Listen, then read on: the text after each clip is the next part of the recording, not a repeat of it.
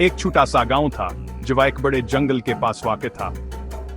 गांव वाले सादा जिंदगी गुजारते थे, खेती बाड़ी करते और जंगल का एहतराम करते। लेकिन जंगल एक पुरअसरार जगह थी। लंबे लंबे दरख्त आसमान तक पहुंचते थे, सूरज की रोशनी को रोकते थे। अंदर से अजीब और गरीब आवाजें आती थीं। एक लड़का जिसका नाम रवि था, हमेशा जंगल के बारे में मुतस्सिस रहता था। वह अक्सर गांव के किनारे बैठा रहता, परिंदों की आवाजें सुनता और बंदरों को दरख्तों पर झूलते देखता। अस्कीमा ने इसे खबरदार किया था, कहो अब भी जंगल के करीब न जाए। वो कहती थी, जंगल छोटे बच्चों के लिए नहीं है।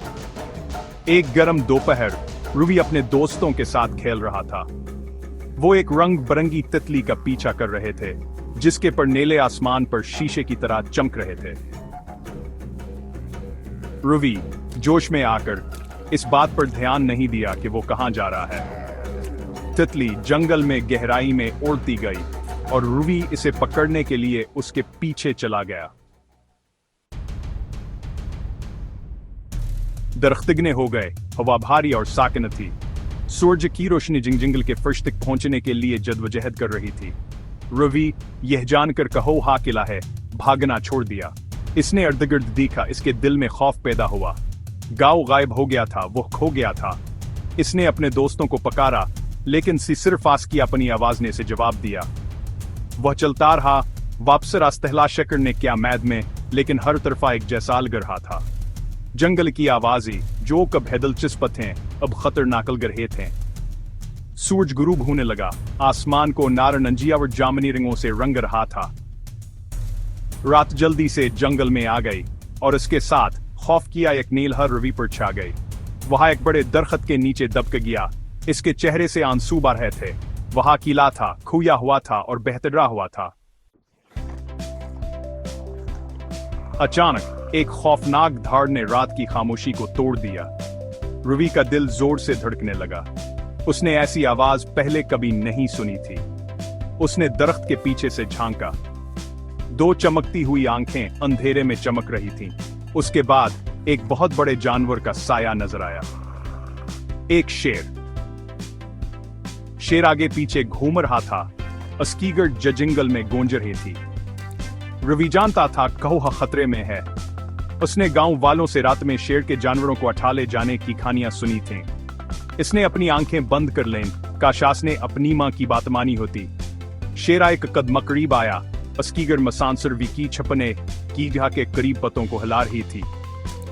उसने अपनी आंखें मजबूती से बंद कर ले, खुद को तैयार कर रहा था। लेकिन फिर एक आवर आवाज हवा में गूंजी, एक तेज दर्द भरी चीख। अंधेरे से एक बड़ा सिरमई भेड़िया नमोदार हुआ। उसने शेर के गर्द चक्कर लगाया। उसके दांत निकले हुए थे। दोनों जानवर आमने सामने हो गए। उनकी धाड़ें रात में गूंज रही थीं। रवि हिरत से देखता रहा। इसका खौफामीद किया एक करने में बदल गया। शेर एक बर्ड सतम खाल्फ को महसूस करते हुए आखिरकार पीछे हट गया। वो हमरा और अंधेरे में गायब हो गया। भेड़िए ने इसे जाते हुए देखा, फिर अपनी तो जहरवी की तरफ मबजूल कराई। रवि पहले डरा हुआ था, लेकिन भेड़िए की आंखों में कुछ ऐसा था जिसने इसे पुरसुकून किया। भेड़िए ने रवि को अपनी नाक से आहिस्ता से ठोकर मारी, जैसे इसे अपने पीछे चलने कैतर गैब दे रहा हो। रवि अपने एहसास पर भरोसा करते हुए खड़ा हुआ और जानवर की तरफ चल दिया। भेड़िया उसे अंधेरे में जंगल के कल्ब में ले गया। वो आखिरकार एक छोटी सी खुली जगह पर पहुंचे। मुधम चांदनी में रवि चमकती हुई आंखों के कई जोड़े देख सकता था। जैसे जैसे वहां करीब आया, इसे एहसास हुआ कि वह भेड़िए के बच्चों के थे, जो गर्मी के लिए एक दूसरे के साथ लपटे हुए थे।